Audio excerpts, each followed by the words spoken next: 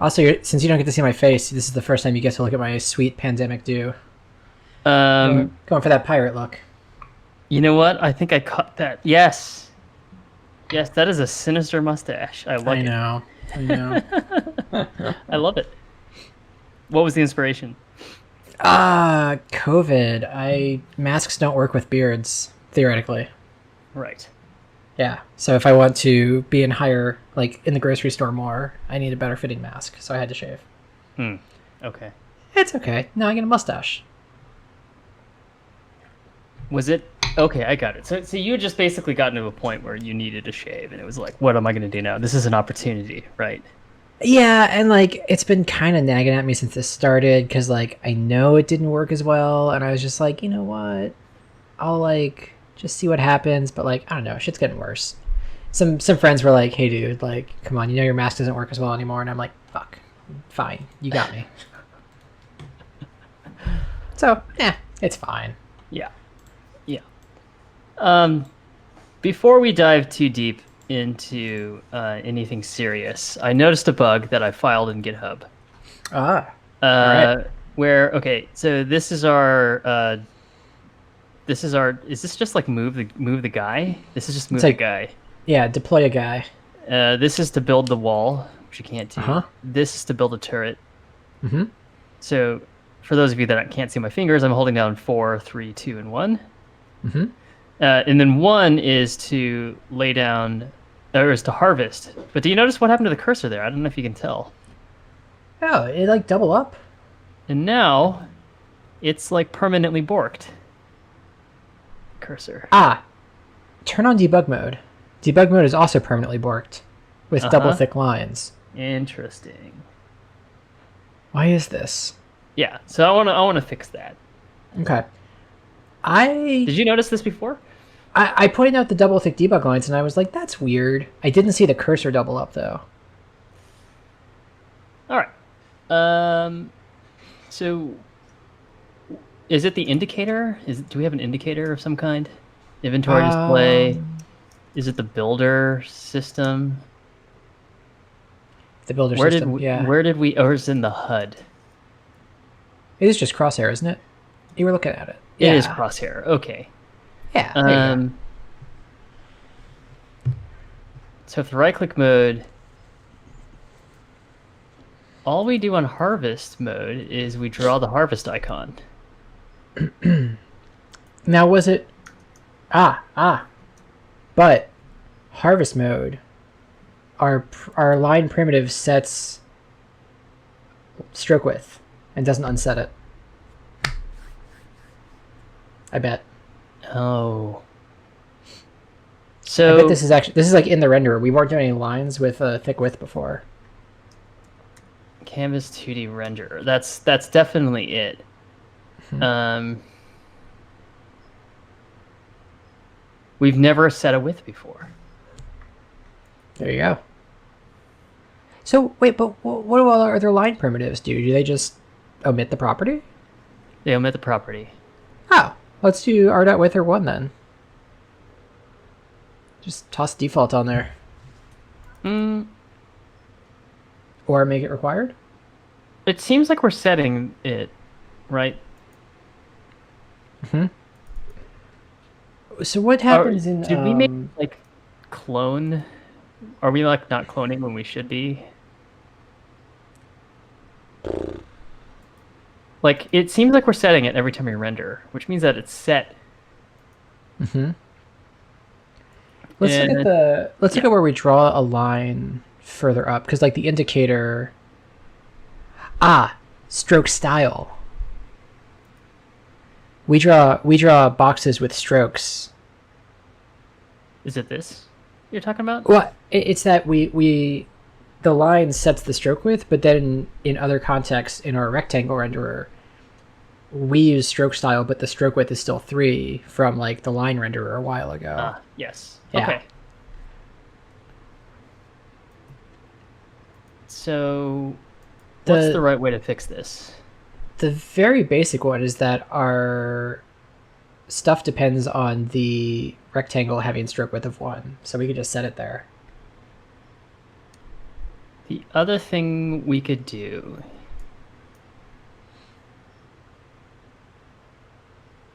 is something, I don't know how much you like this pattern, but like, I'm into it.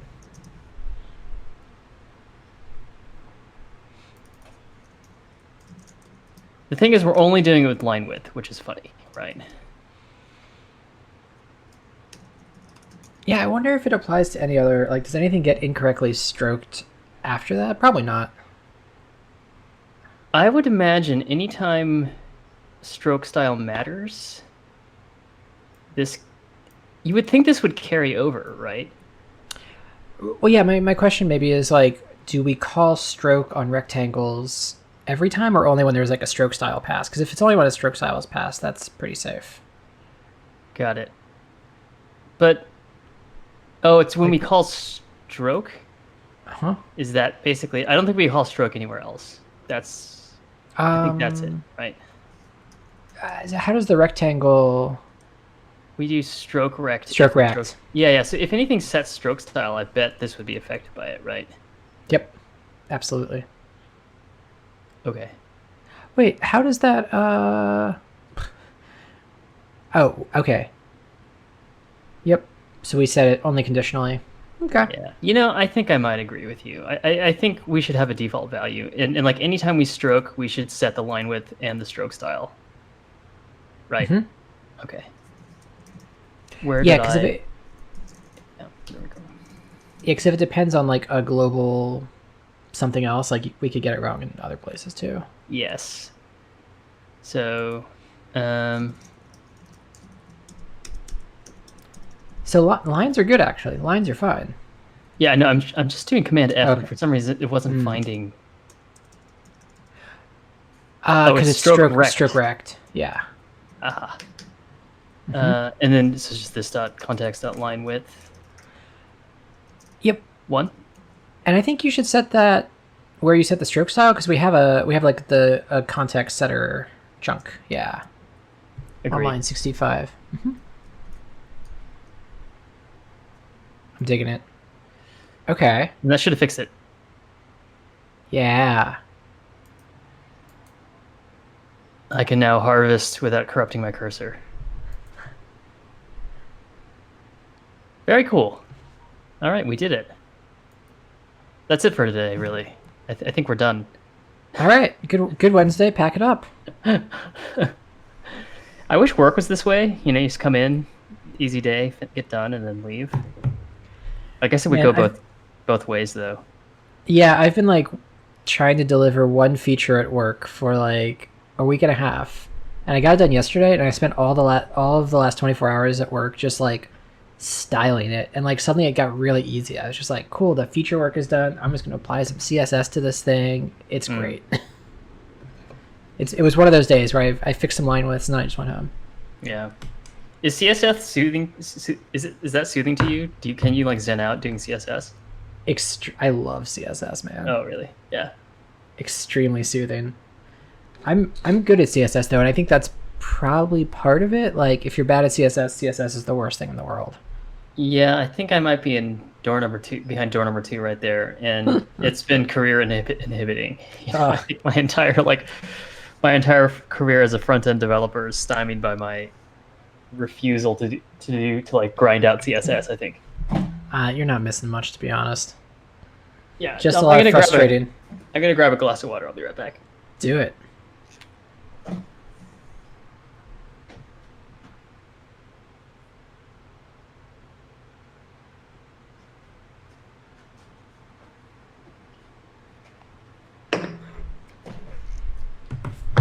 So, okay. Speaking of CSS, Time for some netplay. yeah, we should do netplay. But I did want to shout out the Mozilla folks. Yeah. For folks who don't know, they announced a bunch of layoffs in Mozilla, which is probably one of the most important organizations for the web that I can remember. It was. Yeah, it was. I think The funny thing is nothing about this development was surprising.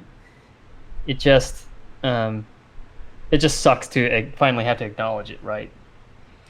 It's just a little heartbreaking. Yeah. Like, yeah, like I go to Firefox for my like what is the correct implementation of said feature when I'm Yeah. like testing something. I'm using Firefox right now. Ah, Yeah. I was just about to switch to Firefox on iOS, and I guess I'm not going to now. So Do they? I thought on iOS they don't use. They have to use Apple's renderer, right? Something weird they like that. they do, but but Firefox mobile app does like bookmark syncing and some like password sharing. Like it'll sync to a desktop app. Oh, my cat is just terrifying herself. So it like the mobile app and the desktop app will have like really nice like syncing behavior. Mm-hmm. And the next version of iOS is going to let you change your default browser away from Apple's browser. Wow. So still rendering engine that's Apple made, but like I wanted to trust Mozilla with my data, but no longer. Yeah. I mean, the thing is, so they let go of the MDN team. Really brutal, right? That's like we go to MDN like every stream and look stuff up. But they also let go of the servo team, which is I actually am not quite sure what the boundaries of servo are. But that's who made the most recent rendering engine, right? That's like the layout engine, right? Yeah. Yeah. That's huge. I'm not quite clear whether servo's in Firefox right now, or like which pieces of it. Because I've also heard that Gecko is still in play. Oh, interesting. I thought servo shipped last year as part of like the refresh. I thought so too, but I read a correction. Maybe I don't know. So they let go of the servo team, and I think they let go of the DevTools team, which is like the whole freaking browser, right? So like, do they know who uses Firefox still? I know they have like 0.1% of the market share, but like it's all the developers. Is it really only 0.1? I think you should look it up. It's drastically bad. Yeah. I'm sure it's pretty severe. Yeah. It's like, oh. Wow, Chrome is that's just heartbreaking. Yeah. Yeah. Edge is a little bit above Firefox. Okay, it's still in the 5% range though. That's fine. How is Safari not on here? Okay, yeah, it's second to Chrome. Yeah. I believe this is desktop browser. This is device type desktop. Yeah. So Safari is a mobile browser, guaranteed. Yeah. Yeah. Which I'd be curious to see how that breaks down, because it's probably Safari, and then it's probably still Chrome, because Android. Shout out to QQ, Sogo browser, Opera, Yandex, and UC browser. It's amazing that those are all still there. Yeah, okay, so Firefox has way more market share than I thought it did still. Yeah. Fuck. Don't forget, Edge is also Chrome. Edge is Chrome. And I think Safari, I guess it was WebKit, right? But it's no longer WebKit. It's Blink, right? No, so Safari, Chrome is Blink because they forked WebKit because Apple made WebKit and Google didn't want to play with Apple's toys. Yeah. So like, I'm mad at Google for Blink still. That was a real shit show. Yeah, and I think the common origin is actually whatever KDE used, right? It was like Conqueror, whatever their engine was. Yeah. KHTML or something like that. I think that's what it was called. I think it's still isn't that still in like the browser user string or something? KHTML. I think in the user agent. Yeah, very well. Yeah, I think it is. Yeah. So I mean, the fate of Firefox has to be A, fade into oblivion, but then B, do so while wrapping Chromium, right? Like that's if you fire your DevTools team and your servo team, you're just basically saying we're not going to roll any of our own tech, right? That's kind of what I'm hearing. I think that's what everyone's hearing, right? Yeah. It's really sad. It's too bad because new Firefox is really good. Yeah. Silver lining from the human angle is that like, so Mozilla was always one of those companies that I thought of like, once I get good at computers, I'll get a job there, right? I'll be able to get a job there. So like the people that they have are so good. So especially like Servo team, who are probably the best Rust programmers in the world, right?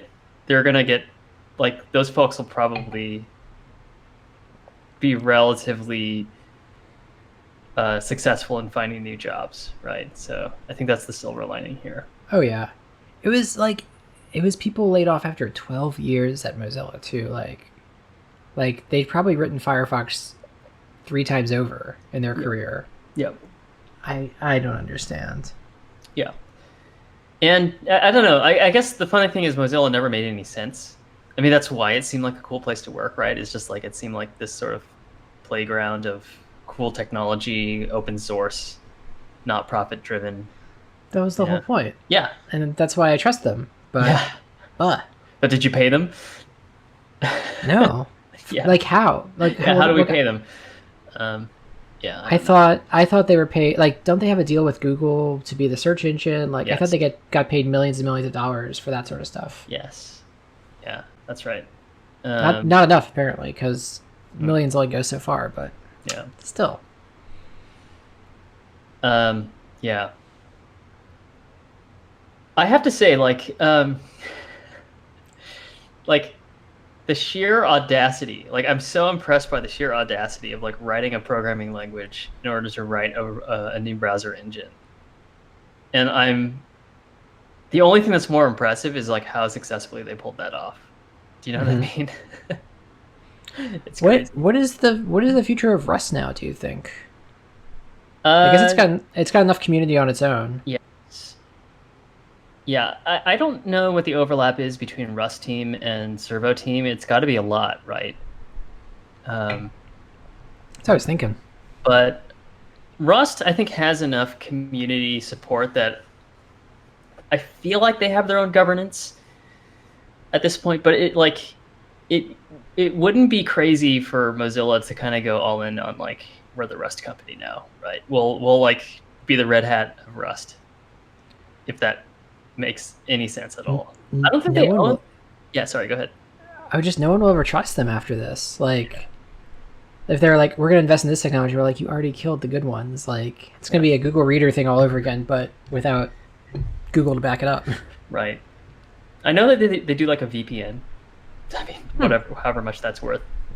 Oh yeah, what's it called? Pebble Public. Starts with the P.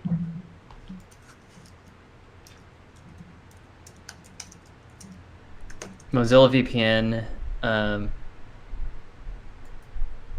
Just Mozilla P. Okay, great. Yeah. I mean, that's cool. Yeah, I mean it's cool. It's dramatically less exciting. Also, most importantly, like VPN, Mac and Linux coming soon. Sure. Which, like, I guess, but also, like, who is their customer? Like, every developer's on Mac and Linux. Yeah, I mean, they've got iOS. I think that's what this tiny icon is. Yep. Yeah, okay. And iOS the VPN is really easy. Making VPN apps is nothing. Yeah. They have, like, a VPN plugin. Yeah, it's like a VPN kit. You just, like, call the SDK and it shows up, like, in the system. It's pretty nice. Yeah, that's cool. All right, well, that's a sort of poor Mozilla. Weird, terrible cul-de-sac in the weird, terrible times we live in. Yeah. Yeah, pandemic's not done. Yeah. It will still claim more. Yeah. So, we talked a little bit about netplay last time, and it feels like it's about time to crack that nut. I think so. At least to see how close we are to feeling ready to start that. Yeah, we could feel it out. So maybe today is just a lot of discussion, maybe not a lot of programming, perhaps, and that's totally fine by me. Let me make sure I don't sleep by accident. Just have I'll have amphetamine open just because we'll be talking a little bit. So the idea is netplay. And I'll maybe switch over to iPad as well if we need to sketch out stuff. Cool. Well, I was thinking about this, and like our player input system is probably at least one. Like I was trying to think of like what are the changes that happen? It's like player input starts sending like packets out to a server, uh, and all our other systems are responding to like basically similar messages. And does anything happen like locally? Do we even just do we Right. just receive like updated object states, or do we receive like fake input and just reconcile it occasionally? Yeah. So that's a really good question, right? We are basically updating. We have this keyboard and mouse object in the game, right? And that's where kind of everything comes in. Mm-hmm. If we had any kind of randomness, that would be the other source of input, like a random seed, right? Mm. Yep. Um, but it looks like that's pretty much it. Everything else is kind of this hermetically sealed system where every tick we consume a random generator and then keyboard and mouse state, and that's basically it, right? Mm-hmm. And we don't do any randomness as far as I know. So I don't think so. this is pretty much the source of everything. Um, but I think what you were talking about is basically correct in that. Excuse me. I think like simplest thing we could do, right? Hmm. Netplay. Hmm. So the simplest thing is I think what we do is client sends input to server. Client waits for state update from server.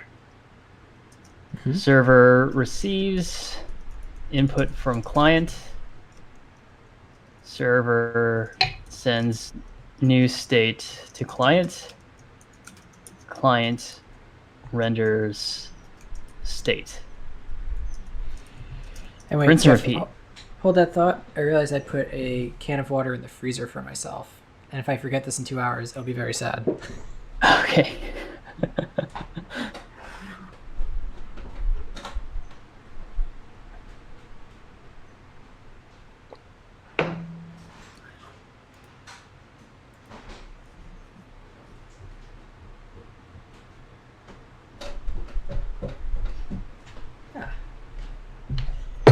Now I just get to crack a ice cold Pellegrino at just the right time. Oh, nice. Can of water. That's like, is that plain Pellegrino or is it It's a plain Pellegrino. in a can? Yeah, in a can. What? Yeah, it's weird. It's not the bottles that I expected. That's cool. Not complaining. Yeah. Yep. Pellegrino brand Okay. does the like aranciata, right? In the they have like the blood orange soda flavors and stuff. They do. I really like those too. Yeah. But they're like really sugary sodas. Yeah, they're pretty sugary. Okay, let me let me try to draw a picture. Right. Can I Sweet. not get rid of this thing? Is that Get not a your possibility? mouse off the QuickTime. Like your cursor off. Yeah. There we go. Yeah. Okay. So if we did it as like a UML diagram, right? Mm-hmm.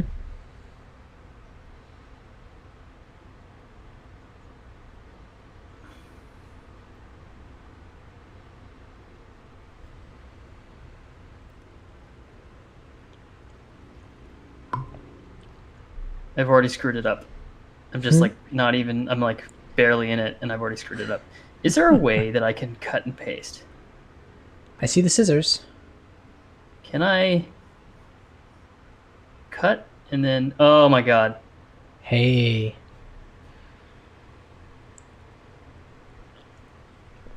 That's pretty cool. Yeah. We're learning about software every day. So I've got these three categories here. The client-side events are things like keyboard input, mouse input, and request animation frame, let's say, for Okay. rendering. Yep.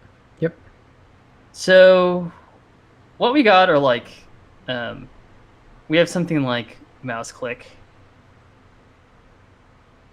or keyboard input. And that goes into the client. Mm-hmm. And this is time, right?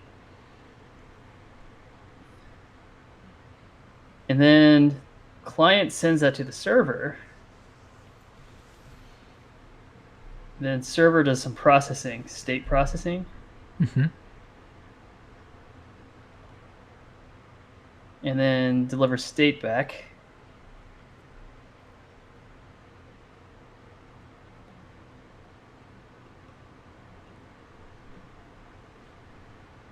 And then at some point, there's an animation frame event to the client. And then this will send back rendered stuff, right? Mm-hmm. And I think this is actually a pretty good, like V0 or V0.1 of the way it should work. Okay. So a lot of our systems go to the server at this point. This would be everything, right? Like literally everything. And the question is, like, how do you optimize over this? Because there's a problem with this, right? Which is to say, what happens if these animation frame events happen right here, right? What if there's an anim frame that happens after the input is received, but before the client can receive the state from the server, right? And the question is, what do you draw here? And the default thing to do is to just draw the state that you have right now, right? And so if you can get this to happen, or rather,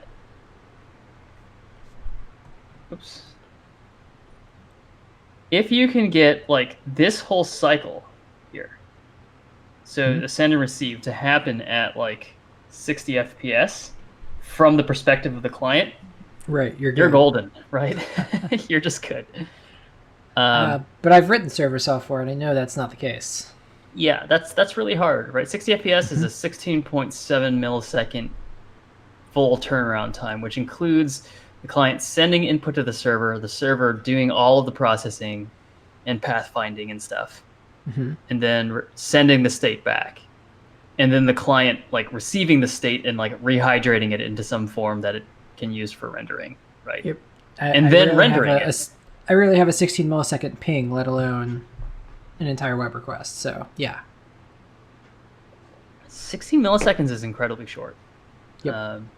I think yeah, go ahead. Or no, like WebSockets and stuff. Like we there's ways we can optimize this and sort of get closer to that, but obviously we'll never get.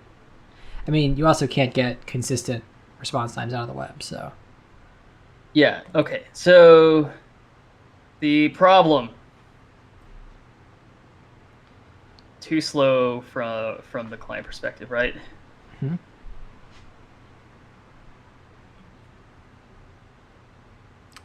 I can really easily see how a lot of these games are exploited by hackers, because I assume the simple solution they take is to do a little simulation on the client and then hand that to the server, and then keep running the simulation on the client based on like the local data that it created. Yep. But like a good hacker can just like shoot more bullets or something. Like they just send more bullet events in that packet to the server faster than a human could. Yeah, so you've mentioned a couple of optimizations, right? So it's like we have this problem, it's too slow from the client perspective. And in particular, what is slow?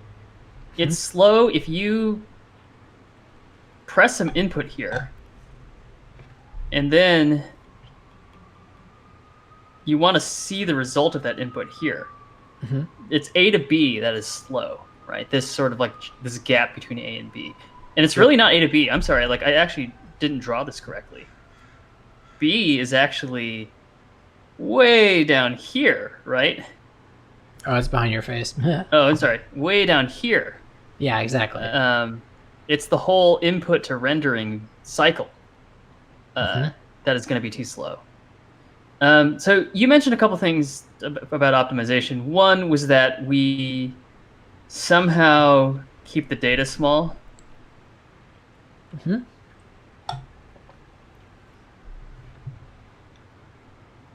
This is all about kind of transport, right? And I think under this category, you have things like compression. Mm-hmm.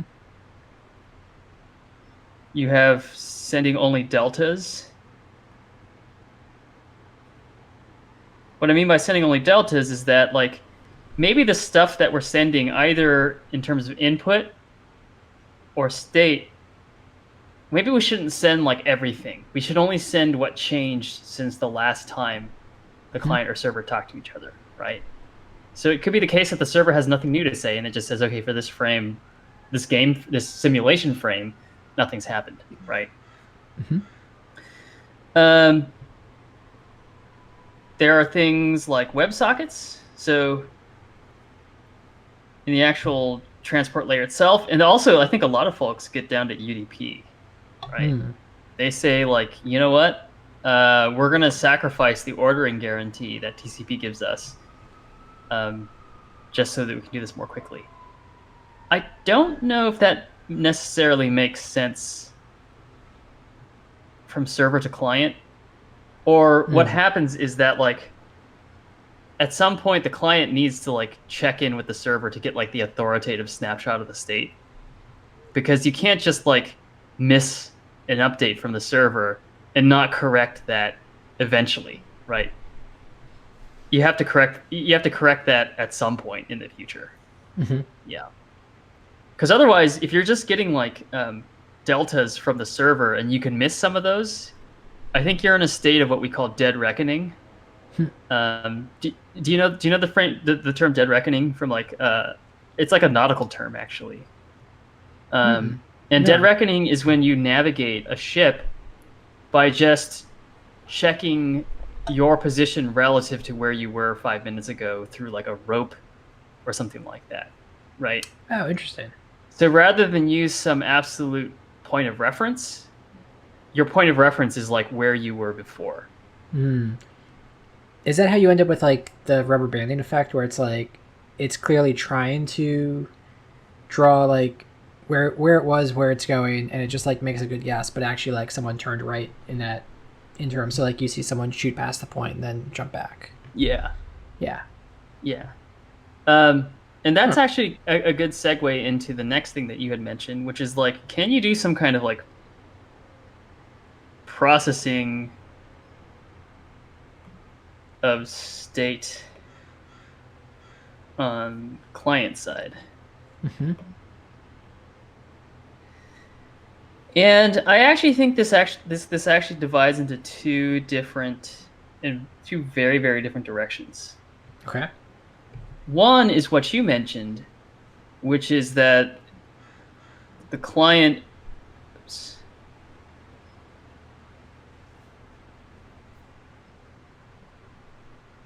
the client is responsible. I don't know how to say this in a concise way, but the client is responsible for some authoritative state.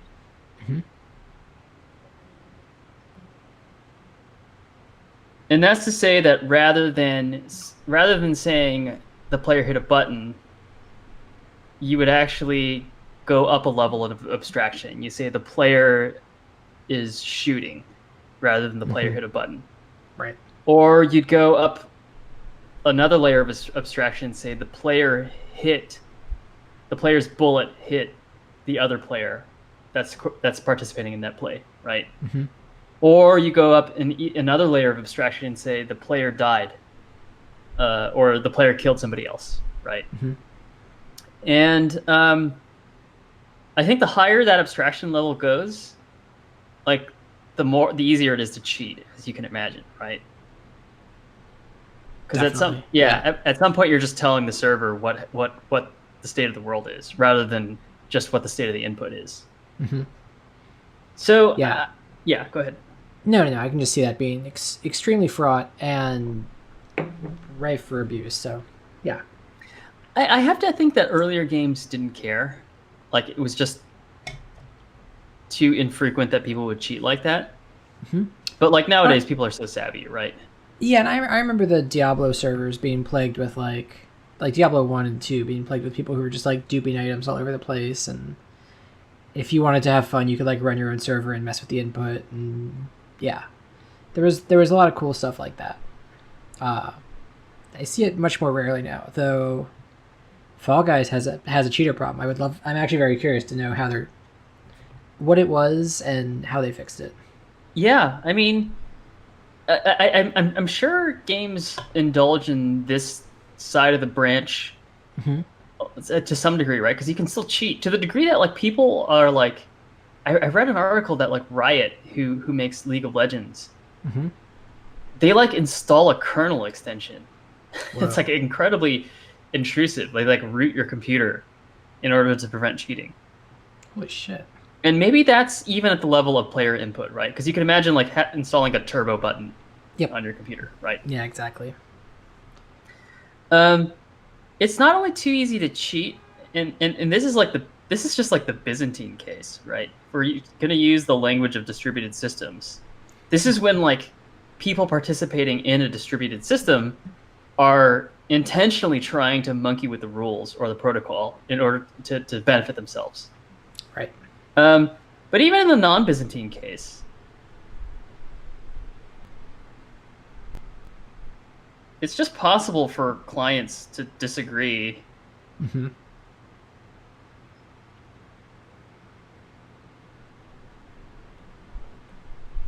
Yeah, and it's gonna look bad, it's gonna feel bad, it's gonna be challenging to play.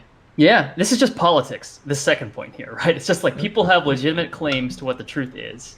Yep. But they're different, right? And unfortunately, we can't. I mean, like the fact that the speed of light is not infinite means that this is a problem, right? Like it's going to be a problem that we're not going to be able to get around. It's on some level, the clients are going to be slightly inconsistent with each other, and they have to reconcile in a way that maybe is not great, right? If my tank is moving and you shoot at my tank, did you shoot in time to hit me, or did I move out of the way in time, right? And the problem is that there's actually no real way of knowing when, like, there's no way of us to compare when you hit the fire button and when I hit the move button, right? In a distributed system, that's like there's no clock that tells us like it's absolutely, like we can compare those times in an absolute way. So the server essentially just has to basically kind of decide arbitrarily when things happen, right? Gosh, that's tricky. Yeah, everything is blockchains, right? Because the blockchains are the same way. They're like, what order did things happen? I hate that everything actually is kind of blockchains, or blockchains are everything. Well, I'll say this about our time spent in the blockchain space is that like I actually learned to appreciate this type of question working on blockchains. Before it completely was over my head.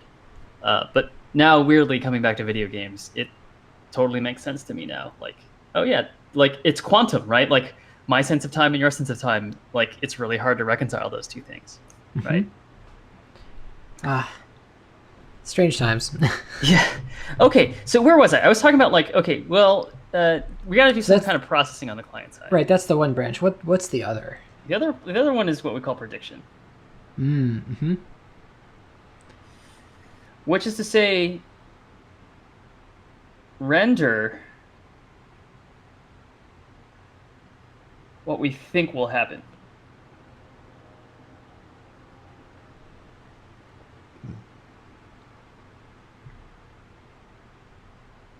And then reconcile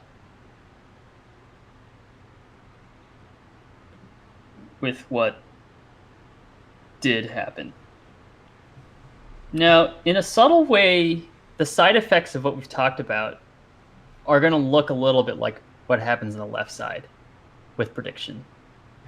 I would say the difference is that with prediction, the server is getting relatively low-level information from the client.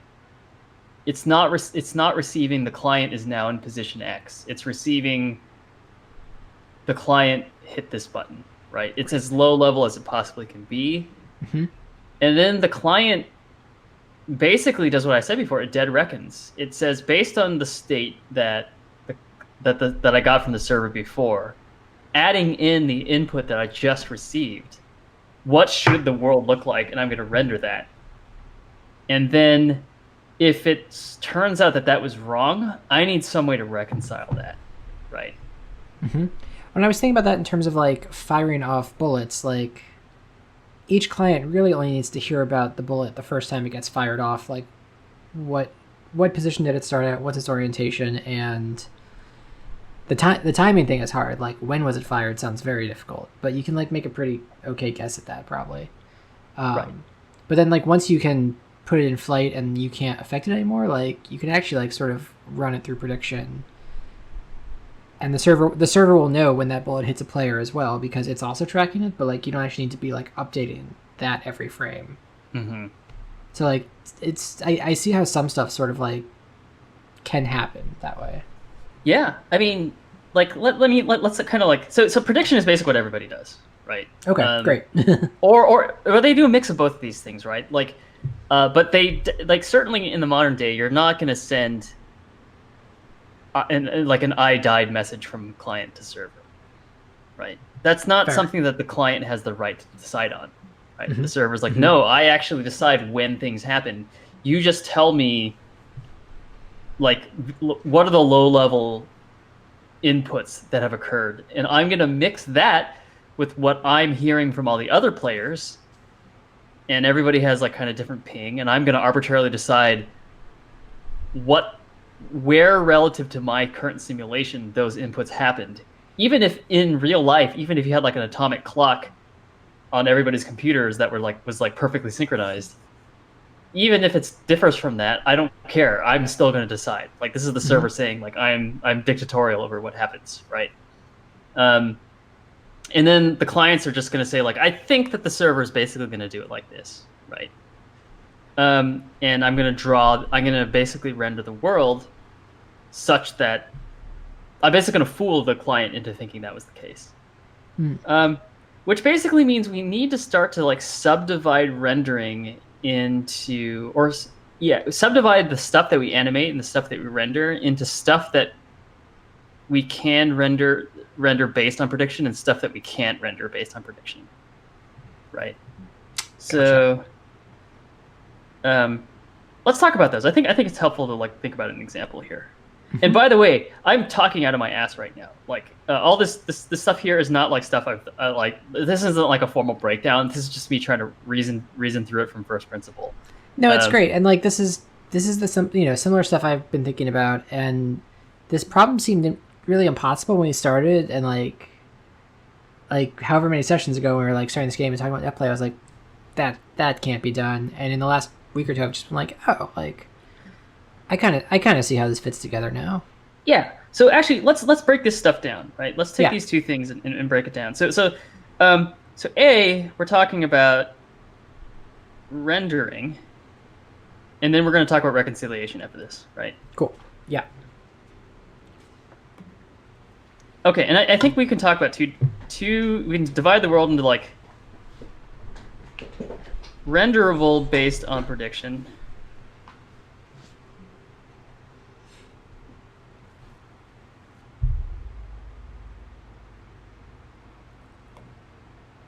Renderable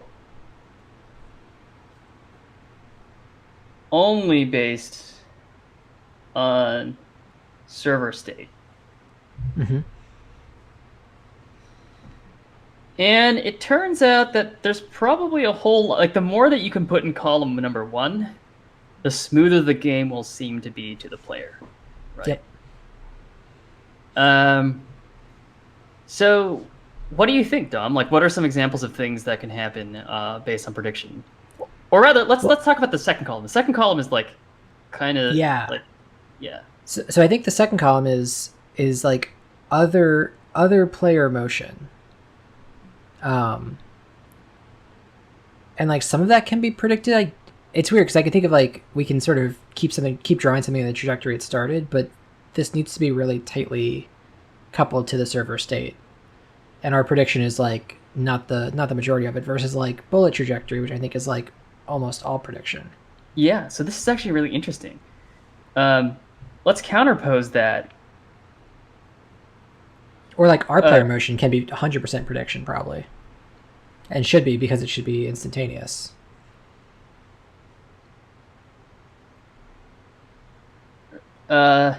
Yes. So this is like.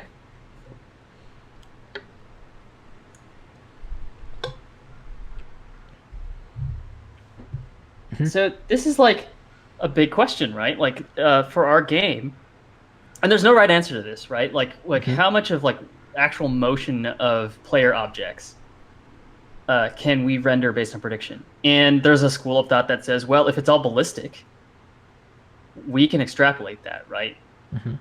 So things like bullets, things like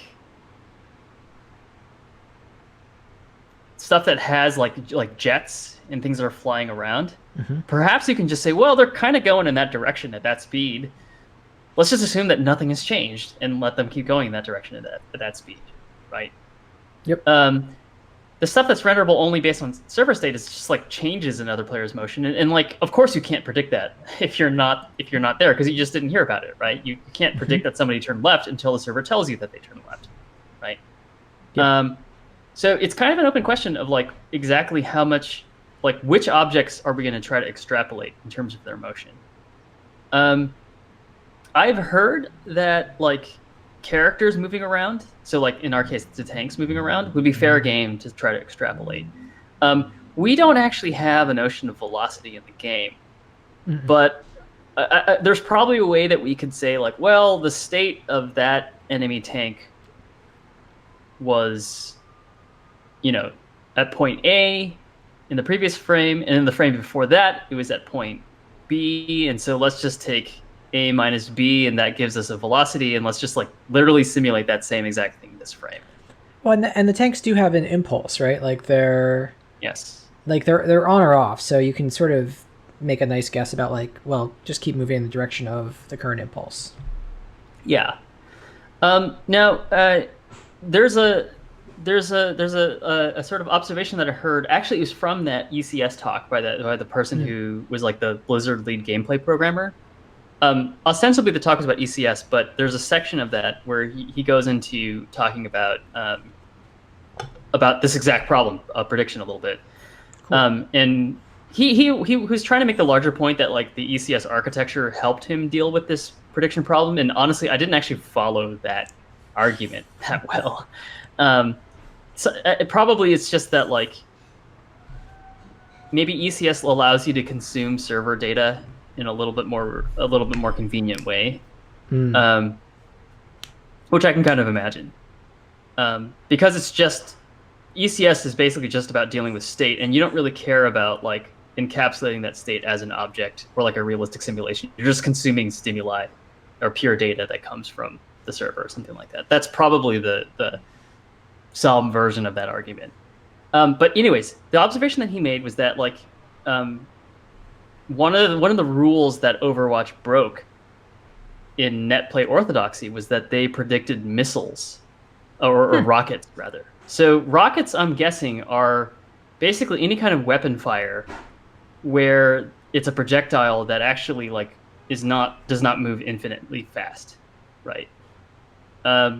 And if you think about it, that's actually not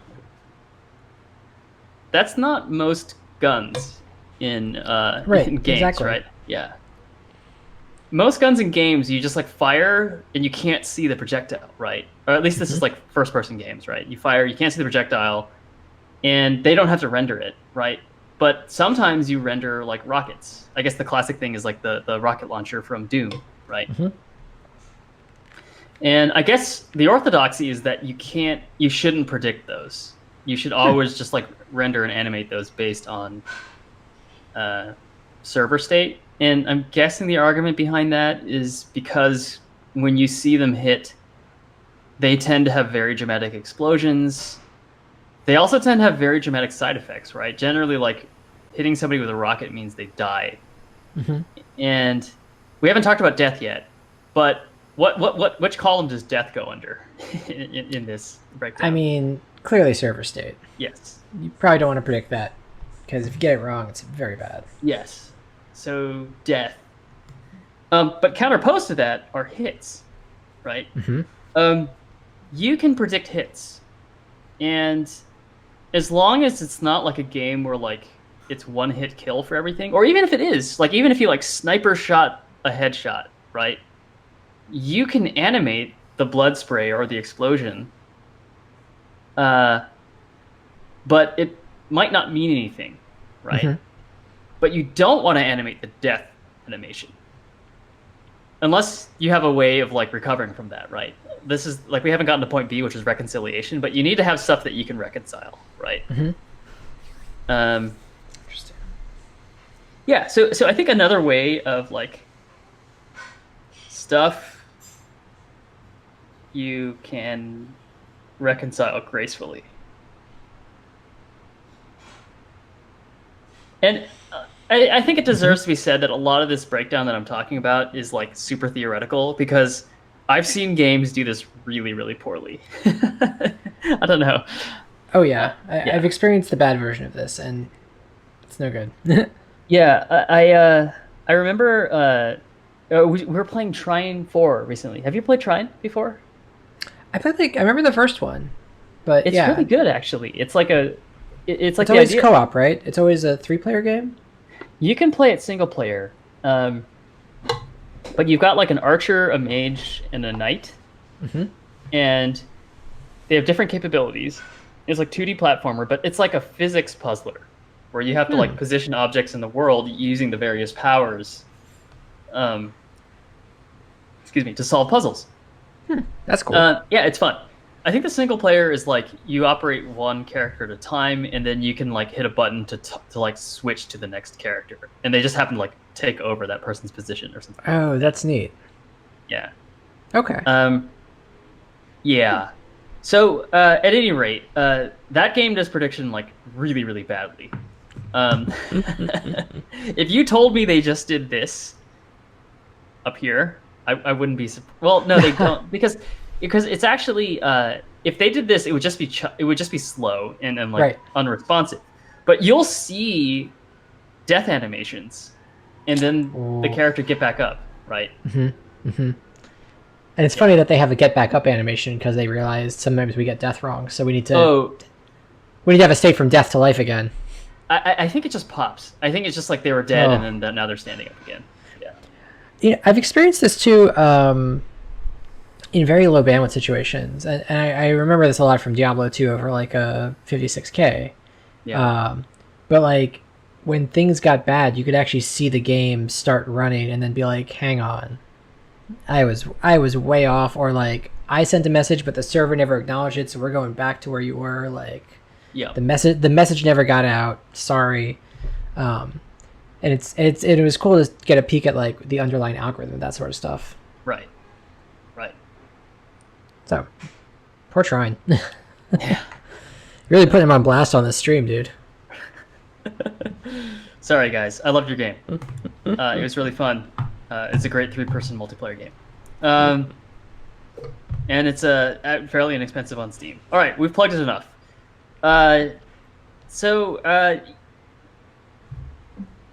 Projectiles? Mm-hmm. Question mark? Projectiles? Question mark? I don't know what the orthodoxy means. If Overwatch can do it successfully, where they predict rockets, why can't anybody? Right? Mm-hmm. I think it's especially the challenging part, I imagine, is the timing, where what if my rocket is 10 feet ahead of your rocket based on shooting it earlier in my time space? Like that potentially is terrible. Yeah, and you can imagine that anything that's like twitchy and like dodging oriented is really hard. The games that I don't understand how they work at all aren't the FPSs. FPSs actually seem relatively simple to me. It's like fighting games, right? Your Smash Brothers or your Street Fighter 5s. Like, it's weird, right? Yeah. How do those work if the simulation lag, it's like you've got these like frame perfect games, right? Mm-hmm. But then the simulation lag is like potentially 30, 40 milliseconds, even with the good ping, it's just crazy. I I can't even conceive of how Yeah. that's engineered. And it's like if you get it, like again, slow network connection really ruins that. Yep. Like even a little bit, and it's over. So, Yep. hmm.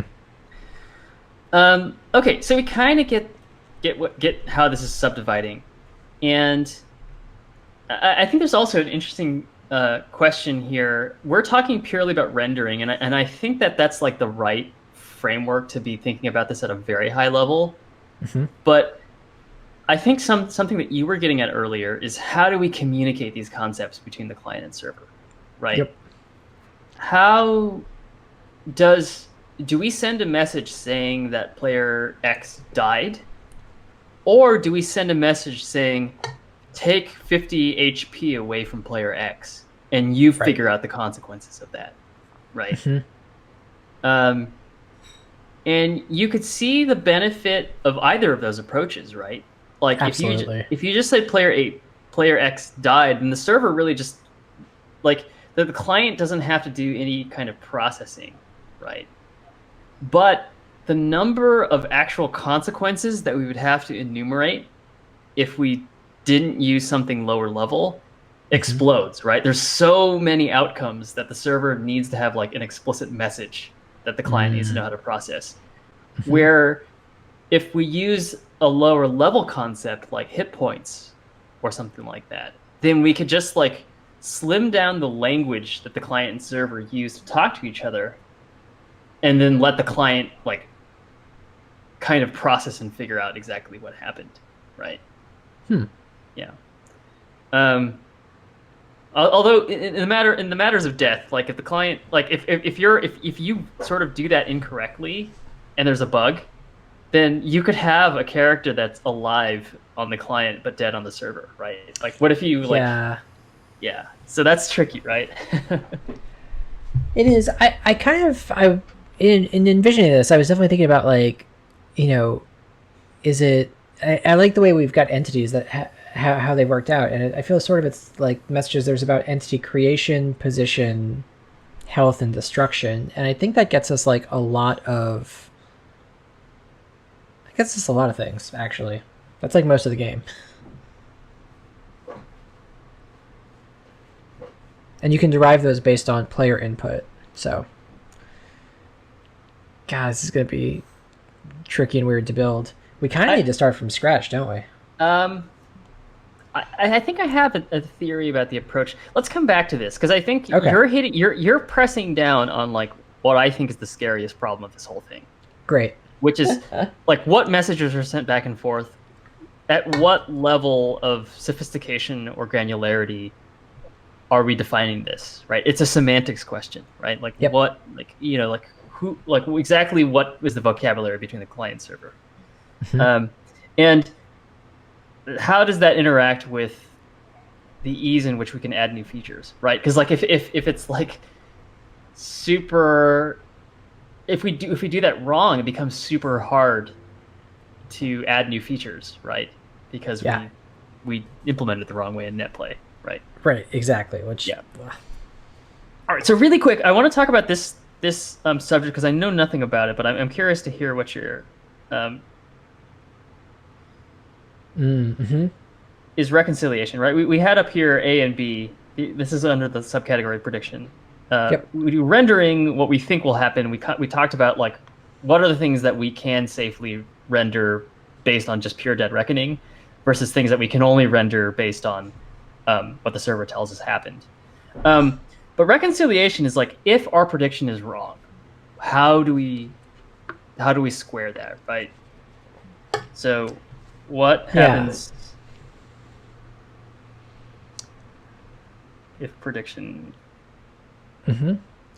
And one big question I have is like, what can we do to limit how wrong our prediction is? Like, we only want to predict so far and so fast, and it probably serves us better. Like, we don't want to predict a player's motion for say 5 seconds, right? Like, we because like the snapback would be really weird if they stopped moving somewhere in there. So I feel like sort of bounding our prediction is how I imagine is key to like making it feel more correct. Because like bad prediction, the worse our prediction, the worse the game's going to look and feel.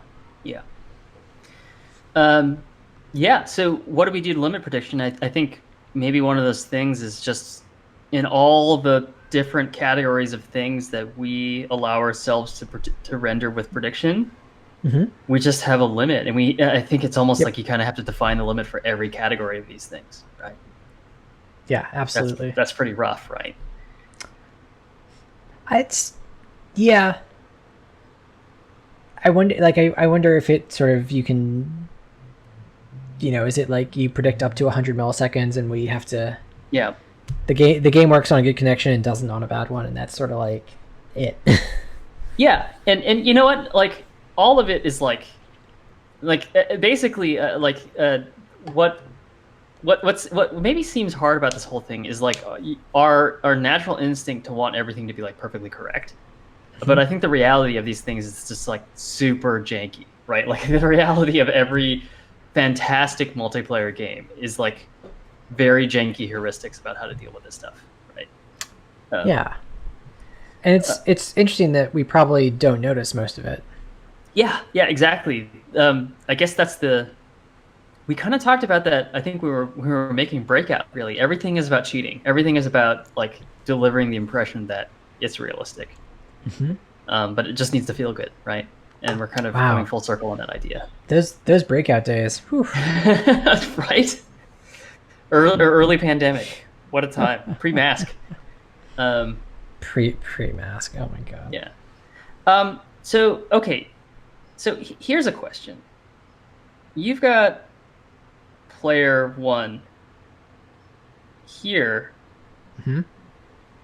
and they have moved here. This is like frame 0. Right? And this is like predicted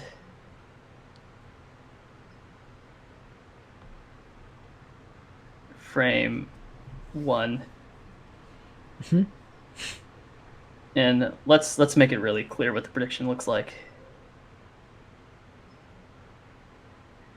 And this is like actual frame 1 from the server, right? What do you do in this case? You've rendered this on anim frame 1. And you get this before anim frame 2, right? Let's just say that's the scenario. Yeah. What do you do for anim frame 2?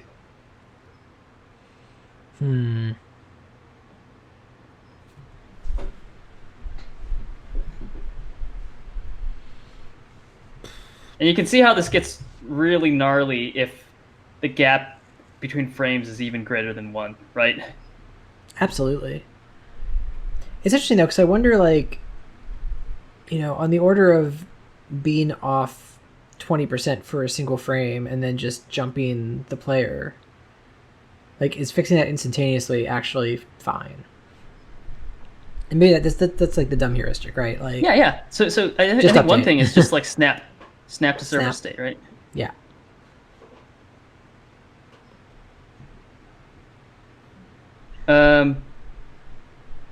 What's another idea?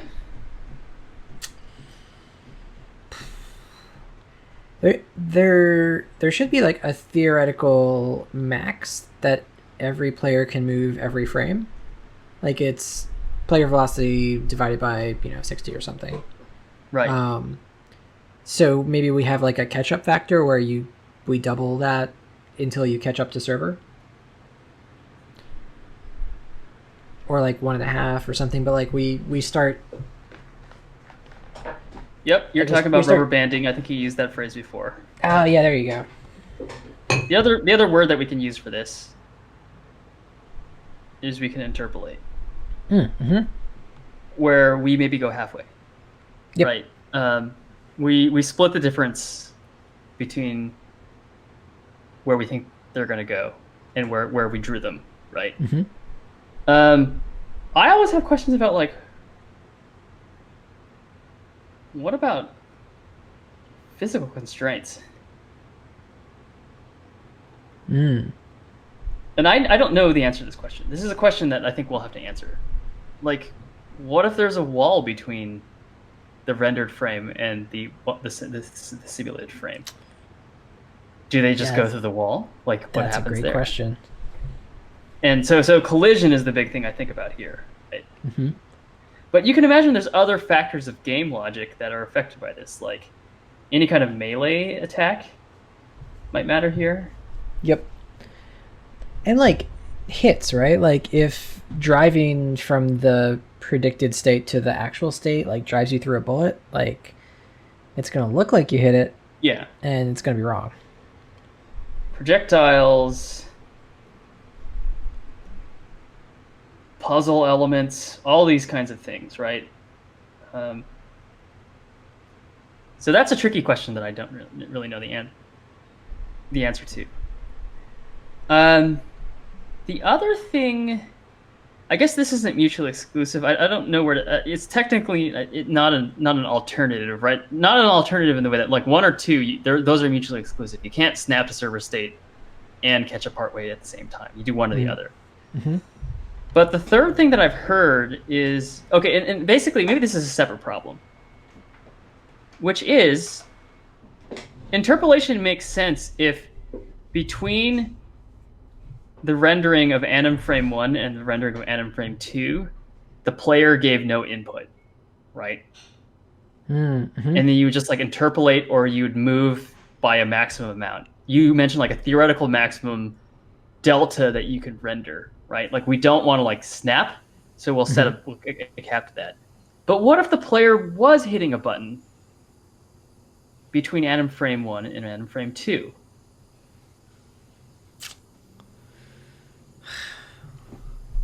Right? Mm-hmm. No, I know. It's weird. Yeah. So what a lot of people do is they actually do this. They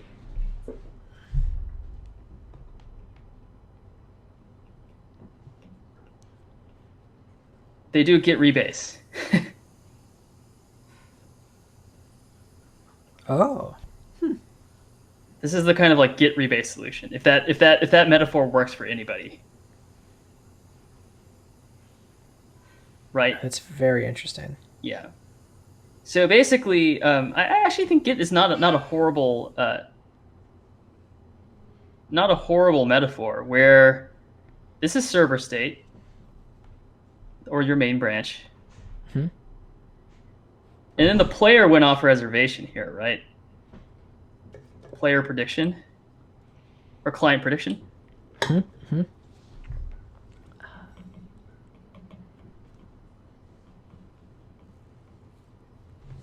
And then more state happened on this, and you need to figure out how to get these back together, right? This is your reconciliation. Mm. So what you could do is just store these. We don't do it right now, right? We don't do any kind of like input buffering. Mm. But you could imagine that it wouldn't be hard for us to like go back to our code here, or really even the keyboard. Right? If we go to the keyboard, let's put this into an array, right? And have like a ring buffer of these things, right?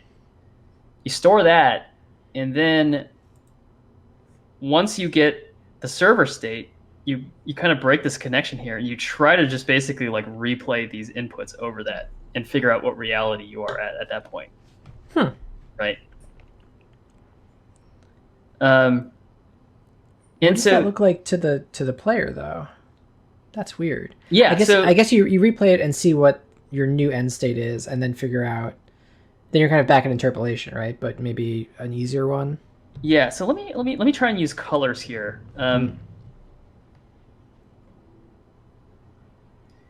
And let me get rid of these, right? This is the predicted state is in this kind of neon yellow, right? When you reconcile, you are still in prediction land, right? You're just because the server might still go off and do other things, right? So you just kind of like you're still in prediction land when you've done the reconciliation, right? Hmm. Um, I see. Yeah. Yeah. Yeah. Yeah. Hmm. and so what you do is you want to. This was your previous frame that you rendered. Previous rendered frame. Next ideal frame. And then the question is like, what do you do between these two things? And maybe it's just what we talked about before. Maybe we do one of these two things, right? So I think the complication I'm throwing here is that like not only are you trying to reconcile the state that you got from the server, the state that you should actually be rendering is not literally what the server told you because that's actually in the past, right? It's the server is telling you old news, Right. and stuff has happened on your end that you still need to worry about, right? Mm-hmm. Yeah. It's so tricky. Yeah. So I think both of us are kind of like wincing internally, right? It's like Yeah. it's like pretty gnarly. It is, but I'd love to. Like, I think it'd be fun to set up a simple version of this, like get the server running and see how it feels, and like I would love to move a tank between two computers and sort of see where we end up. Yeah. So how do we start? I think that you and I were roughly saying the same thing, and you correct me if I'm not representing your words correctly, but like I think we started with this picture, and I think it might be good to just say like prediction is the goal. So why don't we do zero prediction up front? See what that looks like. Yep. And start to just like add prediction incrementally until it feels good. Absolutely. Right? So I think that's basically the proposal that you opened with, and that's the one that I've been thinking about as well, which is just like do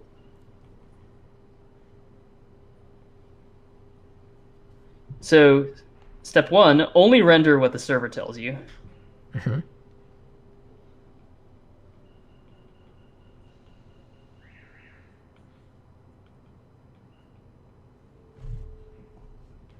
Add prediction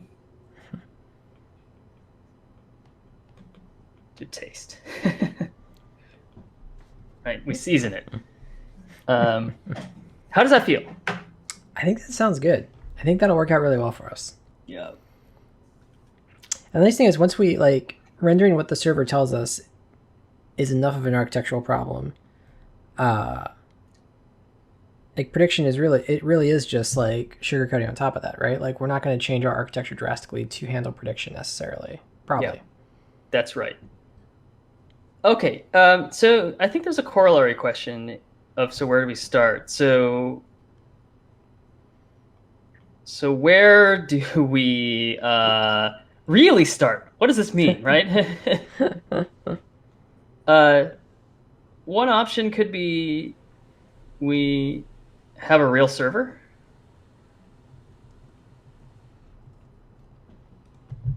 Not in browser, right? I feel like we kind of need it. Okay.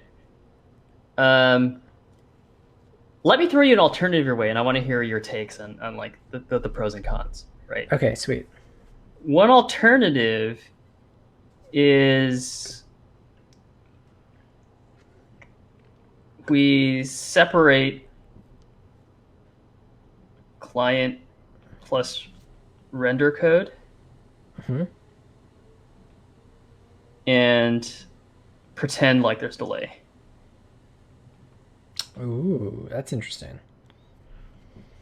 We do a little bit of like chaos engineering, or we put like, let's say IE server is just a set interval.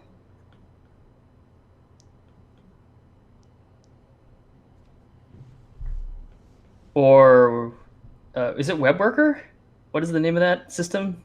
Something like that. Yeah, I've never used it. I've never used it either, but it's basically it's a real thread. It is not the same JavaScript interpretation environment, and there's like a very limited API that you can use to communicate between like the main JavaScript context and the web worker, right? That's correct. Yeah. So that's the thing that I would pose, not as what I think we should do, but just as an alternative. And I want to hear what do you think about these two different options? That's really interesting.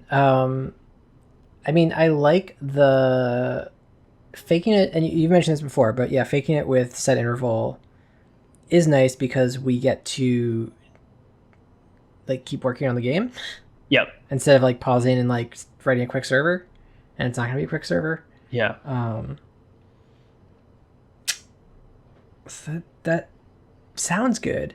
It feels like it's going to be a very large refactor in the code to sort of insert this delay, though. Or maybe delay is the wrong word, but like we want to move to an evented system though, where it's like input happens, nothing in the game happens. You wait for a message to come back telling you that the input was received and like where you moved. Yeah. So I wrote this word decoupling, and I think maybe that's the thing that you achieve by this is you decouple the input handling and rendering, like the direct input handling and the rendering, from the simulation. I can, like, that's going to be hard, but so is option one. So yeah. So why not? Yeah. Okay. Yeah. So the trade-off that I'm feeling, and maybe it's similar to what you're saying right now, is that doing the real server is like a lot of irrelevant work. We're gonna have to figure out what happens when you change a source file. Does it reload the server simulation and the browser simulation? That's kind of what we have going on right now, so maybe that's fine, right? But like Parcel doesn't do that out of the box, so we kind of have to figure that out. So it's a lot of like non-game infrastructure work. Yeah.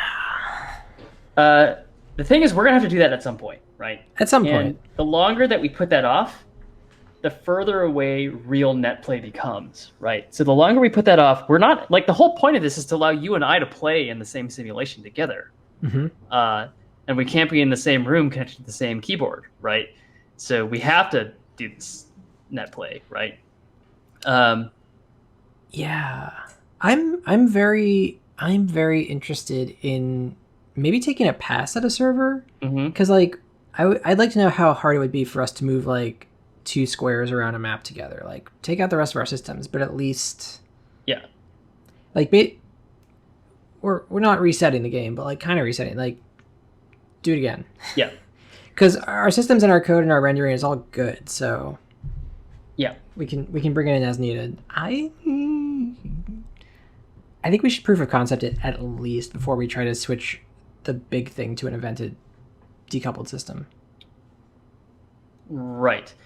I'm playing devil's advocate for both sides. So the devil's advocate for the second one is that decoupling that I put the underline under is a prerequisite for having the real server. Like you have to draw that dividing line at some point. Yeah. And so the question is, like, is there a way that you can draw that dividing line, which is essentially a refactor, right? It's also infrastructure work of a different kind. It's like it doesn't add anything to the game except restructure the code and move it around a lot and complicate it tremendously.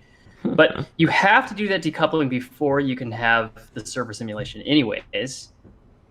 And the argument for doing the second thing is like, why don't we try to get that working and get something on screen, rather than doing that simultaneously with trying to solve the operational problem of like running server-side code and figuring out how to like hot reload that, right? Yeah. Yeah, I feel you. Yeah. So I think the decoupling and the real server, they're both like necessary. Neither is sufficient, right?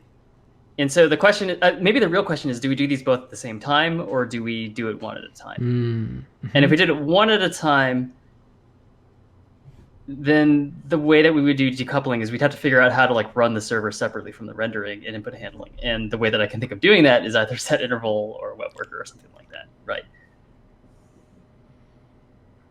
Yeah. Oh, these both choices are a lot of work. Yeah.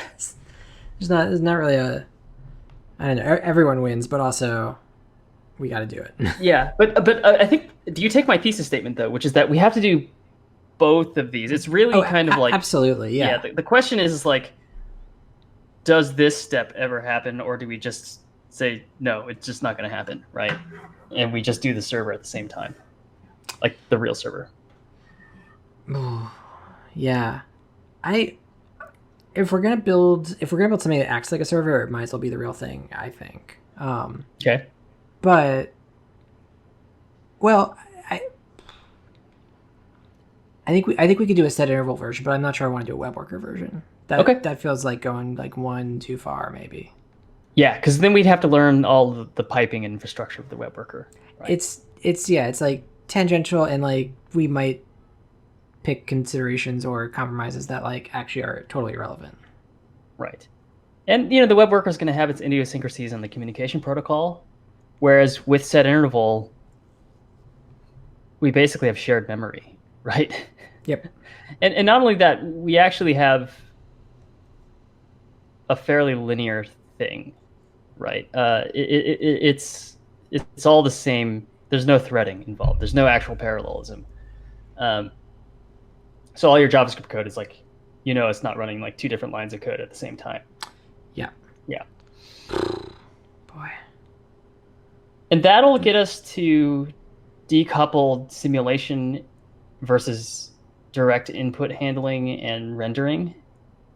And then once that's done, then we can go immediately to the server and just like put all the stuff that was in the set interval on the server side. Right, exactly. Yeah. All right. That's challenging. But how does that feel as an approach? I think good. I think it'll be good. I think we'll see really quickly. Yeah, I think if we start to like try to tear some of this out right now, we'll see what's complicated and maybe walk away with like an idea of like exactly what weird problem we've bitten off. Yeah, exactly. And what that's going to mean is a little bit, if we're ready to go like hard into netplay right now, if we're ready to take on the challenge, it does mean we should set our own expectations, right? And like we're not going to see major changes in gameplay. In fact, the gameplay is going to suck for a while. Oh yeah, absolutely. Yeah, it's gonna be fun new experiences of gameplay where we make art again. It's gonna be good art. Yeah. I'm here for it. Okay. Yeah, this is tricky. I could even imagine if we put everything in set interval, you could almost. I was gonna say you could almost fake multiplayer on the same computer, but you can only render for one client, right? I think you could simulate a second client by putting input handling. Oh no, it's really hard because our client side input handling is all like events from JavaScript, and there's not really a clean way of separating those two things, right? Yeah, what's gonna be weird is that like we're not gonna be simulating a second. We're not gonna have like that second player. Yeah. So like maybe the server needs to run a maybe like create an AI that just like walks in a circle or something so that we can like see how prediction looks against like things coming in. Yeah. At regular intervals. I would actually say we don't even need to worry about prediction for now. Okay. If we can get the decoupling, then we could either start to do prediction if it looks really jank already. Like if we can already like inject some latency. And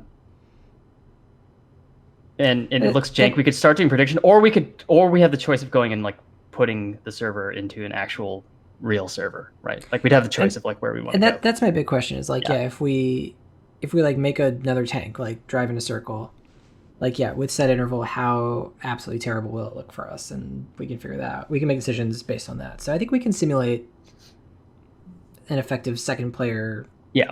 That causes us enough problems at least. So I'm in. Right. So for what it's worth, I am willing to bet that real Bolo just does this. Probably. Like, do we think that like they really bothered in 1980 whatever to do prediction on all this stuff? I don't know. I feel like a lot of this prediction reconciliation stuff is like 10 years later. It feels like this is all like Quake 1, right? Like Carmack invented all this stuff, or he at least thought of it 5 years ahead of everybody or something like that. Well, and how much is necessary for not an FPS, right? Like, right. Yeah, I wonder how much like StarCraft does in terms of this. Yeah, probably it might like a ton, I would imagine. Of prediction or of just server state? I mean, I bet it's more server state, to be honest. I agree, but I actually think that like StarCraft has the luxury of just like being so chaotic where it doesn't have to be really precise. So they probably do a fair amount of fake simulation on the client side, where there's lots of stuff that we'd almost consider to be state, like whether or not an enemy's firing or not. And what do you call the little like hit spray that enemies receive? I bet that like StarCraft can simulate, oh, this Zergling is attacking this Marine, because that's what I think a Zergling would do. But because I'm not actually just like actually registering the damage on that Marine, I can just like pretend that that's happening. I bet like StarCraft does that kind of stuff, right? Yeah, you're probably right. Yeah. And then the complexity there in terms of implementation is like, how do you put that wall between the simulated state? It's not just rendering. It's like the simulated reality of what's happening. I guess that's exactly this Git rebase example though, right? Because you have to like what is this here? Like what is that represented by on the client side? Is that just a scene graph of like things in positions, or is it some version of the simulation that has real logic to it, right? Yeah. Like, is it, or in our game's logic, is it just models and primitives? Right, or exactly. More than that, right? Man. Yeah. Okay. This is when the game development goes from like kind of just like mild little challenges to like really hard, hate ourselves, we got to refactor the whole thing because last time we went the wrong direction sort of thing. Oh, I love it. Yeah, I love it. Well, okay, if we were, I think we should like look at some code though and see how bad this feels. Yeah, I think so. And like we're not going to get anything done, but we should at least just like sort of see where putting that timer in there is. And actually, like, we've got that input system, so that it's really interesting because we can just like start setting timers on inputs basically. Yep. And you know, we could, one way to inject chaos into this is rather than its set interval, it's a set timeout that enqueues the same function at the end, but like randomizes the delay. That would be interesting, right? Yep. That's what I was thinking. Because we want to see something drive in a circle. Yep. What does it look like with random delay? Yeah. Yep. I think we would tell right away, like if the random range was like 2 to 3 rendering frames. So if we set like the timeout from anywhere from like 0 to 60 milliseconds, we would see a lot of chop, right? If we were doing literally just this, right? Oh yeah, absolutely. But then again, I kind of feel like this is what like original Bolo was doing. I mean, we've got the WinBolo code, so we could take a look. Honestly, that would take a long time, just like even kind of finding our way around the code base. But Mac Bolo was what, AppleTalk? No way. Oh yeah, must have been. Yes. Whatever networking they did on like the original Macs, right?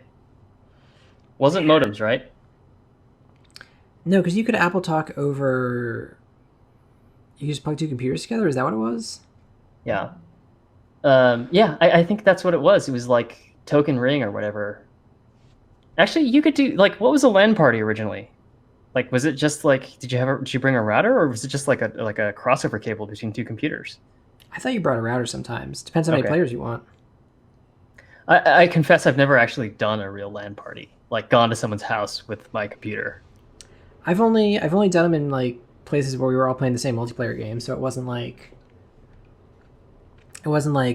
we were teaming up. We weren't, Yeah. Yeah. There was no LAN. It was just a game party. Yeah. Uncool.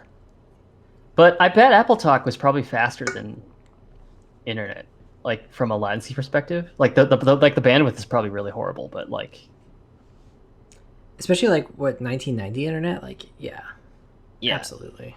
Like if you had a coax cable going from like one computer to another, it was probably pretty fast, right? You probably were only sending like 100 bytes, but it was probably like latency wise pretty good. Mm-hmm. It kind of reminds me of. Do you follow Dan Liu on Twitter? No. Oh, he's kind of more like, he's a bit more low level. He's like a hardware software interface guy, like an OS guy. But he has this article about like measuring like I/O latencies, like keyboard latencies. Like how long does it take if you take like a high speed camera and you like objectively measure like when I hit the key and when like the keyboard like reaches the lowest actuation point and when the character shows up on screen. How do you think modern day compares to like the mid 80s? Oh, twice as slow. Yeah, I think it's like even more than that. It's like really horrible. God. Yeah, that's tragic. Yeah, because now we put Bluetooth in the mix, like let alone like weird USB shit. So yeah, and then all of the kind of like, I don't know how, a lot of it's software actually, like how tall the software stack is between input handling and rendering. Yep. Yeah, versus like the old days, it was like you pressed a button, it sent like an analog signal to the machine. Yep. It's like here's your tone, or like I'm only gonna send you like 1 byte at a time, so like you better be ready for it. Right. I think Dan Liu was responsible for the at least propagating the joke where you hit like one key and it does like 20,000 C++ mallocs or something like that. Oh, it's so true though. Yeah. Right. Yikes. Because like I wonder how much of this interaction in the browser like is driven by JavaScript itself, right? Because I think this is JavaScript, right? Like DevTools. This itself is like a JavaScript application, right? Yeah, I once accidentally inspected DevTools and got more DevTools. It was weird. Wait, you can do that? No, I think it was in like an Electron app or something. Oh yeah. So you can inspect DevTools and then you can basically keep going, right? It's turtles all the way down. Yeah, the browser doesn't let you, thank goodness. So this is all like CSS and HTML going on in here. Mm-hmm. And so I bet the people who work on this have to inspect DevTools, right? And I bet it's a huge brain fuck for them. Right, you gotta use the old DevTools to make the new DevTools. Yeah, exactly. All right, cool. Okay, so I think we have a game plan. Mm-hmm. We have an awkward 22 minutes left, which is probably not enough time to do anything. But we can plumb around at least. We can plumb around. Okay. Yeah. And now we're back in this comforting zone of like being able to drive around and shoot things. We're not worried about distributed systems. We're not Git rebasing our simulation or anything like that. We're just building shit right now. Let me build a turret. There it goes. All right. Boom. Yeah. All right. So in the interest of plumbing around, what do we do? Well, I'm interested in the player input system for sure. Yeah. Okay. So potentially one of the things that we could take care of first is, remember how it could just be like old news that we could worry about, because I don't know if you recall, but we have this shooter script here that is also handling mouse inputs. And should it be something that we factor out or put in the same spot? I think that's a good start. Is we should factor as much of this out as possible. Okay. Now, hang on, because game.mouse.is down, mouse button left. Like, I guess it's an implementation detail that is going, like, it's asking the mouse handler, but I would expect like fire button pressed. Like, I imagine it's pretty close to that. Like, we're gonna ask the game object what our current state is. Yeah. Period. Yeah. I'm okay leaving the shooter script where it is. It's just that like our seam is right here, right? This is the seam between.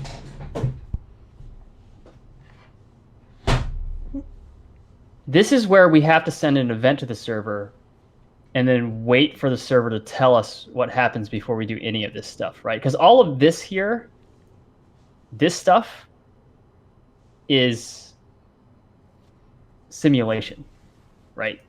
Yep. The idea that we respond to the input with any kind of logical response is all simulation, right? Except potentially this, right? This would be one example of prediction would be to just like create the particle emitter before we hear anything from the server, right? That would be probably the easiest prediction we could possibly do, is just like, if you hit the fire button, just show the emitter, even if the server didn't create the bullet yet, right? Yeah. But all this stuff is logic. This is all like all this stuff right here is what the server should tell the client, right? So the benefit of peeling this off and putting it into the player input system is just that we'd be working basically in one file. I think that makes sense, yeah. Otherwise, we'd be working two files. So let's do it. Okay, let's do it. All right. Is it that we just take everything in here and paste it into player input, and it's just like one giant thing? I think it very well might be, right?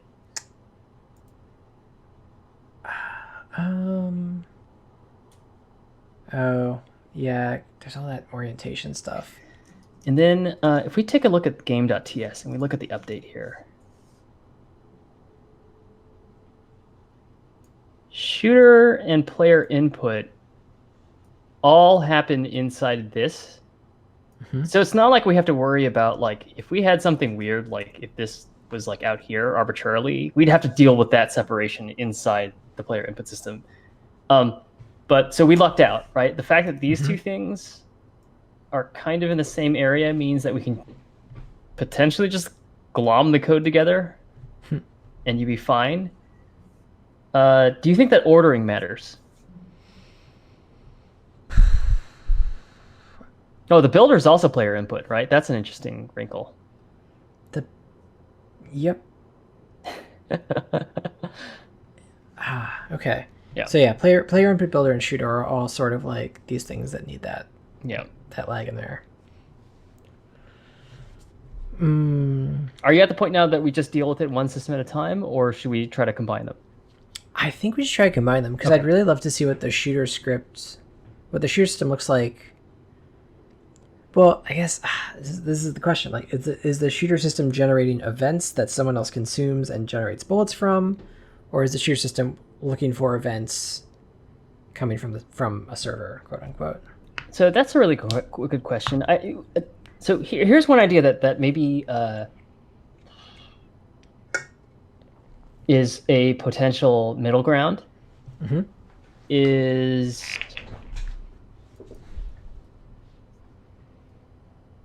where does our builder state live exactly? Is this the builder system here? It is. let me. Oh, sorry, my mouse buttons are kind of weird on this one because I don't have a good driver. I don't care about this. The builder is on the little builder guy itself, right? Mm-hmm. But if we had a game level piece of state, right, like a singleton component, right, and that was like the builder manager or something like that, we have an entity that's the builder manager. It's not really in the simulation. It doesn't have a transform, but it is state. And we put this input handling stuff into the player input system, but rather than actually generate the entity, what we do is just like push an event onto the builder's, like the builder system's queue of events. Then this system here wouldn't know anything about player input. It would just look through that queue and then do stuff based on that, right? And you can imagine that the shooter could work in a similar way where rather than reading the mouse position and the mouse button directly, we put the input reading into the player input system and then write an event onto the shooter script. Like we add like some event queue here, right? Okay, and then the systems they process the events off of like our scripts. Yeah. Yeah, they burn through their queue in their update. Yeah. Seems reasonable. Okay. Sweet. So let's try that. I think shooter might be a good easy thing to do off the bat.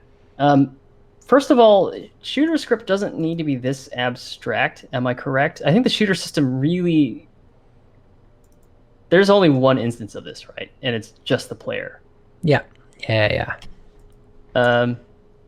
So maybe one thing I could do is just like the thing that we got really good at last time and the time before that is just make a new system that's like, is it the shooter system? This is the player shooter system, right? It is the player shooter system because it's just the shooter script. Yeah. Yeah. Okay. So what if I moved a lot of this stuff into, and we need a component called the shooter component, right? Mm-hmm. Okay. So I guess we can do this. Export.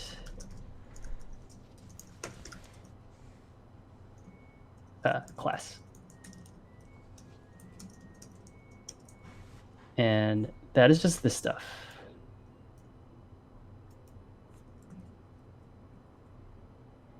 And why is it squiggly here? Is this a rendering thing? It is. Okay. And then we're going to take all this stuff and just copy it out into here.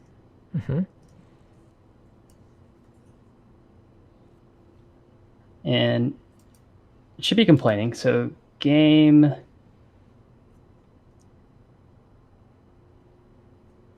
that's all G. Get angle. I think this is just an import, right? Pretty sure it's our get angle. It's our get angle, yeah. This dot orientation is e dot shooter script dot orientation. Right, because it's not the transform. And then this is e dot transform, right? Oh, and it thinks it's a shooter script. So an entity, the shooter script is actually the shooter component, right? And come on, TypeScript, complain.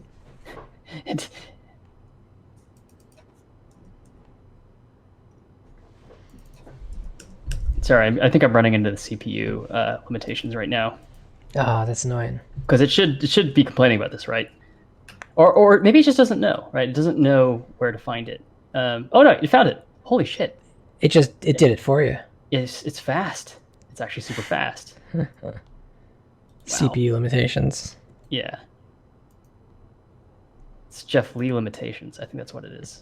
Okay, I deleted a file, so all hell is going to break loose right now. Cooldown TTL is e.shooter script. E.shooter script. Everything this is this, yeah. yeah.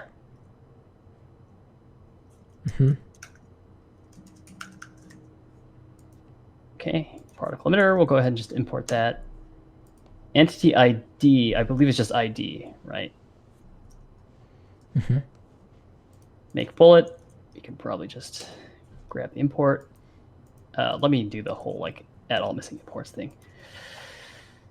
Cooldown period. Ooh, I shouldn't have deleted that file. Just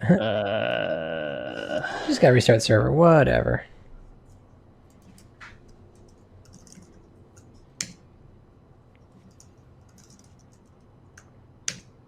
What was our cooldown period? Was it 60 frames a second?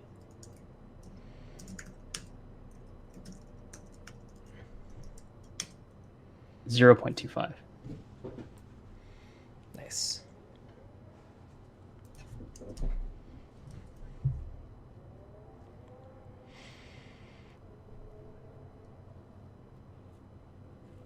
This transforms e.dot transform. TypeScript, I love it. No, Lodash, you're wrong. Right. Okay, that all looks pretty good. And then what I'm going to do is I'm going to go to player. The player entity probably needs to create one, right? Yeah. Yes. So first of all, what I'd like to do is just rename this to shooter.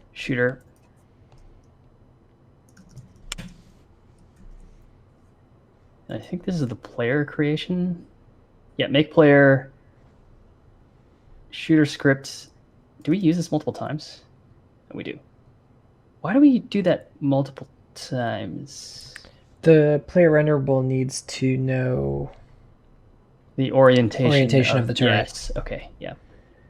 All right.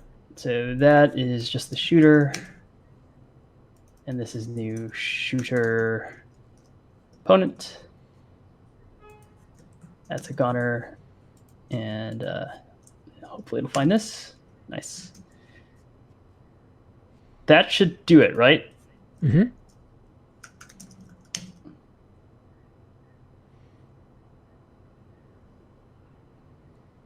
Impressive if it works. Yeah. Usually when I delete a file, I find that I have to clean. Not usually, but sometimes.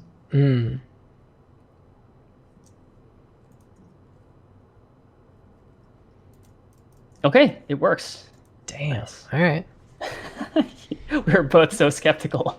Nicely done. That was just a pretty wild little refactor there. Yeah. Happened fast. Okay, so now we're cooking with gas, right? So what we were talking about now is now just maybe moving the input piece of this out, right? So we can call it an event queue, but what are we actually storing here? Is it like a fire event or shot event? Shot input? Yeah. I like fire event. Okay. Or like, really, it's an attempted fire event because if you send them too fast, the system is gonna TTL them, right? Or sorry, yeah, we're gonna have a cooldown in here. It's a fire event. We're just gonna ignore it's a trigger or something like that. Yeah. Yeah. Okay. So the data that we need is basically the firing position in world space, right? Target. And that's just like a vec2 in world space.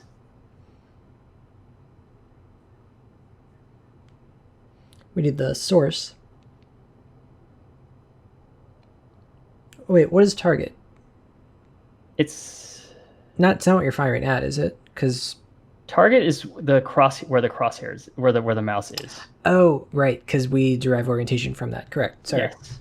Yep. And it's not a trigger. It's really just like, because the shooter component not only fires, it orients, right? So it's actually just like a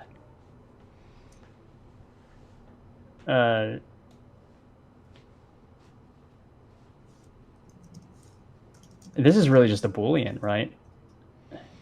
Yeah, because we move the mouse and are we shooting off the thing? Yep. So is this, we just call this input? Is that weird? No, I like it. Okay. So and an array of those, right? We could do an array. I think for now it's frame by frame, right? Oh, okay. Because the player can only, like, it doesn't make sense to process this multiple times per frame right now. Although we could, right?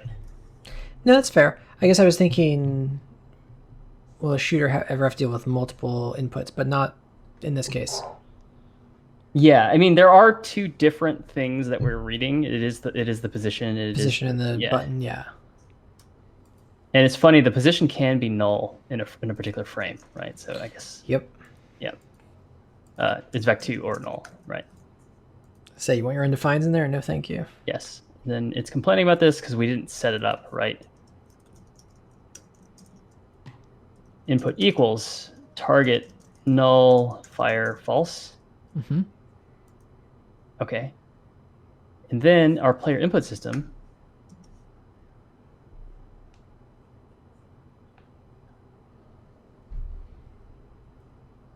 let's just tack it on the end. How's that sound? Digging it. Shooting. Hmm? We do this.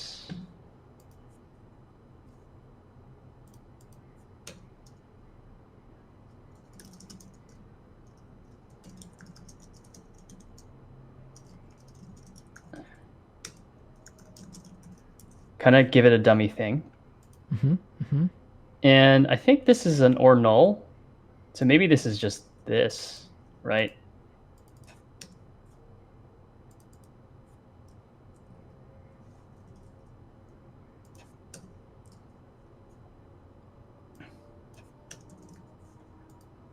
And then what else does the shooter do?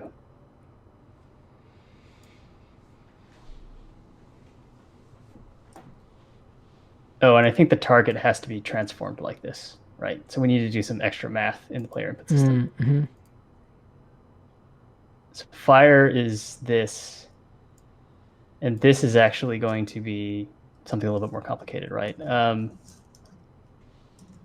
But target pause, and then if g.mouse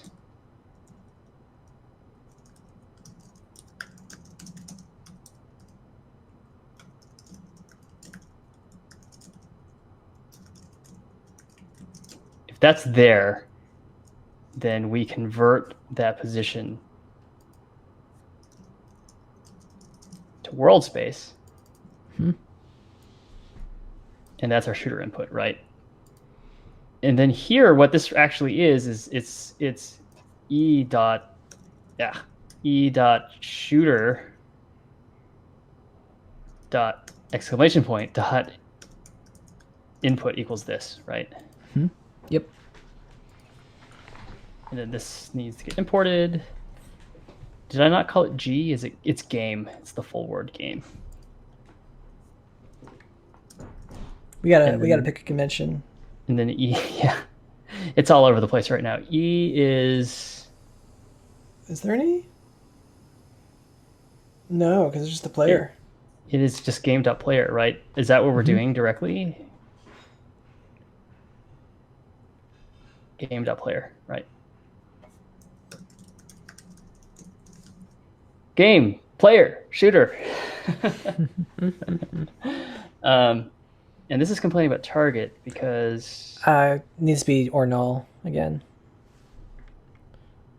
Because target pause will be undefined. Equals null. Is that works too? Okay, yeah. It's undefined if you declare it without an initialization. Mm-hmm. Okay. Now, what's wrong with our game? Well, probably a lot of things. Yeah. Well, we have a interpretation problem here. Hey, holy cow! Eric from Chain is in the chat. Eric Reichwalder? Sure looks like it. Is he still there? Eric, are you still there? Whoa. Sorry, I didn't have the chat open. No, I've got the chat open. Yeah. Oh, he says yo. Yo. Wait, oh, I'm typing into the wrong keyboard. That's the problem. Well, he's able to read it. I'm thrilled. Eric, welcome to the stream. How's it going? How are you? I'm so happy about this. Eric, by far one of my favorite people from Chain. Besides, no, I would say over and above Dominic. Wow, this is rude, man. I have to rank everything, I guess. Sorry, I don't have the stream open. How's he doing? Dang indeed. He's doing good. Nice. Eric, you caught us at the very tail end, but we're making a game right now, and you caught us right at the time where we're gonna do the hard stuff, which is netplay. Oh man, yeah, when the game is multiplayer, other people can play with us. Nice. I'm so excited. Is it working again? Oh, it looks close. It looks pretty close. Now I think we can shoot because the shooter system's still running, right? But we didn't delete any of that stuff. We didn't delete. Yeah. So basically, this needs to be if our input, right? E dot shooter input dot. What do we say? Target. Target pause. Target.